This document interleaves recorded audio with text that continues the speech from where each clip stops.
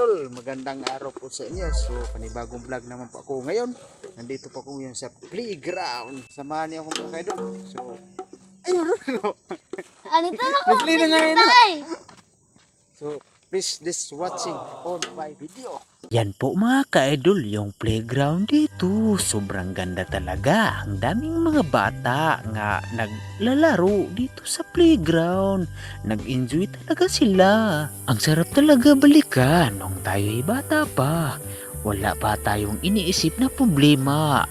Yung sa atin lang kung paano tayo makatakas sa ating mga magulang. Kapag madapa man tayo ay tayo na may babangon. Iba na tayo mga ka-idol, hindi na tayo katulad ng mga bata.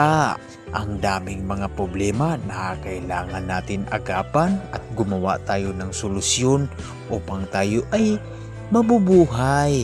Kasi mahirap lang tayo sa buhay mga ka-idol, hindi tayo mayaman. Huwag kalimutan mga ka-idol na palagi magdasal at manalangin ni God na tayo ay gabayan sa araw-araw na atin ginagawa sa buhay. Shout out nga pala sa mga batang 90s, 80s na nakaranas ng ganitong palaro nung kabataan nila. Sa akin po mga ka-idol, hindi po ako nakaranas ng ganito kasi simple lang ang aming palaro.